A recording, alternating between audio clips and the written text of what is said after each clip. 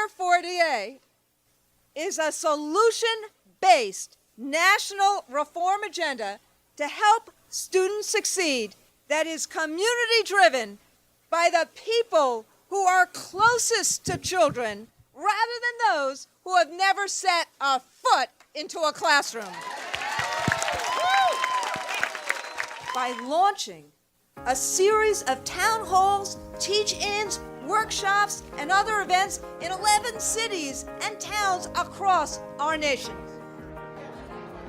What's happening tonight is so promising in building relationships that will provide a foundation to move forward and work together. And please freely share ideas, thoughts, and respect. People need to know that their voice matters.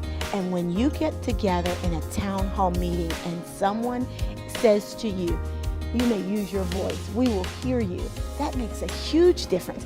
It's a language barrier. It's not that parents don't want to come and be involved. It's that they don't understand what you're talking about when you say things like achievement gap, big AYP. I think it's also important for the community to understand that the union is a force for positive change. If we can focus on one or two things that we could change and work towards that, I think that's how we'll move forward as a district and as a city. So we need to talk about parents who have multiple jobs and need caregivers, and we need to talk about those wraparound services that need to occur. We're from Group 5, and everyone had the opportunity to take 3 stickers and put them next to the issues that were most important to them. And it's definitely a great start. I think that we can go somewhere from here. What makes a child gifted is arms outstretched, willing to accept and unwrap the gift that is inside of every child's heart and mind. Now, I am here for yours. Will you be there for mine? Thank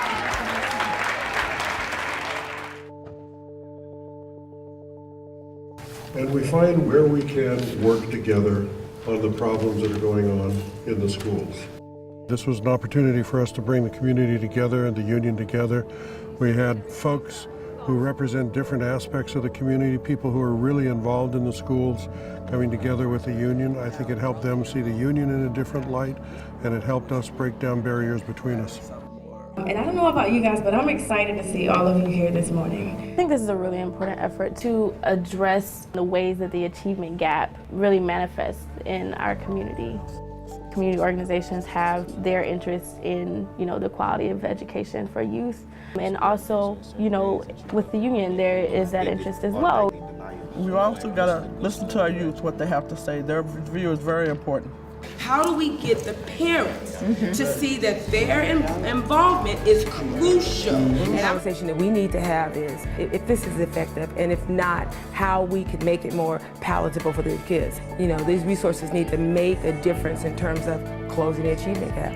I'm hoping that, we can identify what the needs really are and provide those opportunities for the students instead of just the blanket statement. Sometimes it's just that there's an achievement gap when actually there's an opportunity gap.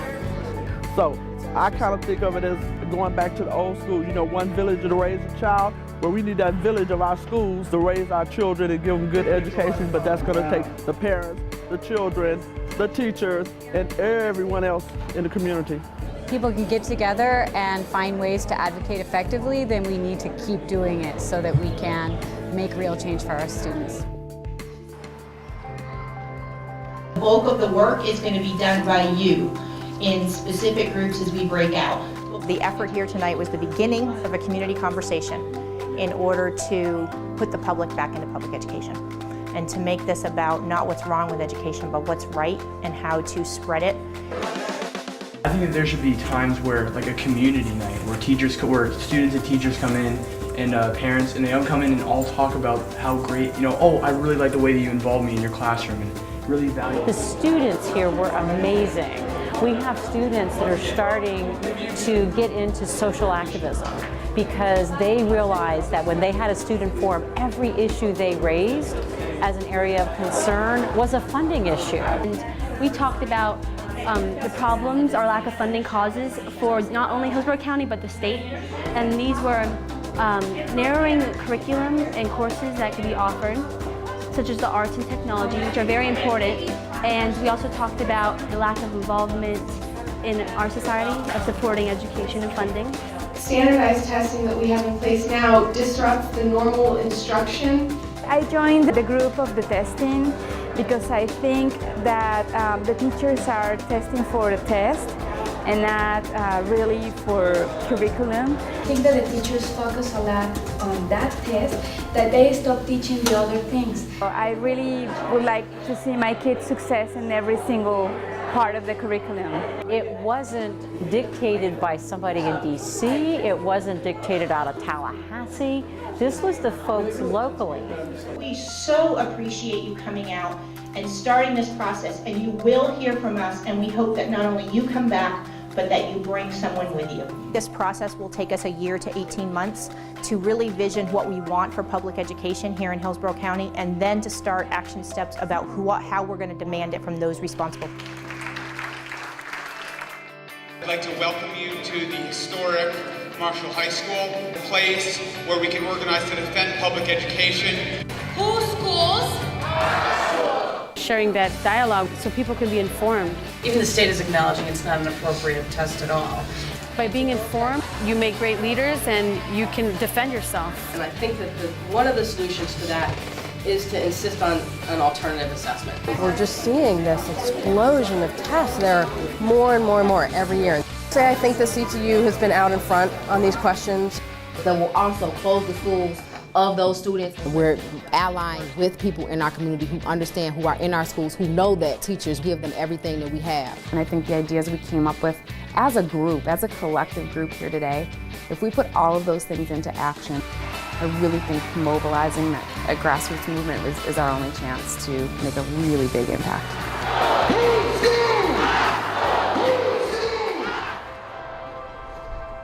The teachers union and the parents group collaborating to have this session, I think it's very empowering. City council members, state representatives, just coming together, Faith Community Alliance, clergy. It shows how important education is in this community. Parents, teachers, people in the community involved in the classroom situation, those are the ones I think that should be involved in making the decisions as opposed to some corporate types somewhere. Does the school system adapt to them? It was really neat to hear what people had to say, and some things were different, but they're the common themes of like class size and early childhood and safe environment and what not to cut from the budget. It's important for our public schools to offer phys ed. And we need to add in dance and drama. I know we're struggling just to maintain the music and the art. The ideal public school would have equal opportunity to learn and succeed for everyone. We also talked about exploding the boxes that teachers are in, allowing some creativity and flexibility. Glad to see uniformity, that the test isn't the be-all, end-all for everything in education. And I think there's momentum. I think there are a lot of people who are willing to start moving forward. We also felt, like many of you did, that wraparound services in each school. And those same themes seem to come up at multiple other tables as well, especially the wraparound services and professional development that's meaningful for the teachers. And you say, well, we all see the same things. We all agree. So it makes you feel, oh, I'm not the only one. I totally agree about the engagement involving parents. We want our community to know that we are doing our very best to educate their child. You know, what we do here is very, very important. If the teacher needs some support, let's help that teacher.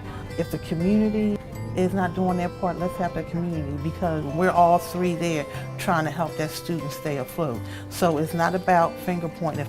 I have a vested interest in the future of Philadelphia and the interest of our children. Teachers have been bid against parents and vice versa, and I think that this is an absolutely amazing turning point that we're now coming together and saying, wait a minute, we have the same goal. Why are we letting these outside sources convince us that we want different things?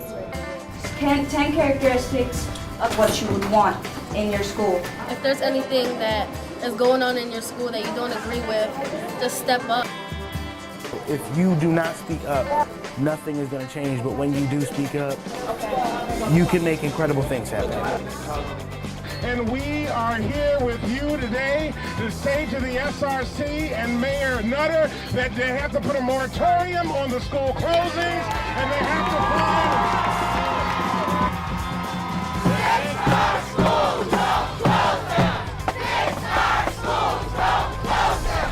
We also want y'all to know, those that's out there that locked them in, they are willing to get locked up to keep them from coming in here voting on something that's going to hurt thousands of children. And Randy joined a group of community activists and locked arms with those activists at a door. The city police escorted all of them out of the room. Even many of the elected officials feel that the rights that we have as citizens to be able to talk about what happens in our public schools is being taken away from the citizens of Philadelphia. It's an issue that affects so many students. I mean, 15,000 students, and there has been literally no student voice in this decision. I mean, they don't know anything about it. They don't have a chance to speak on it. That's what we hear students saying. When do they get to speak out about this issue?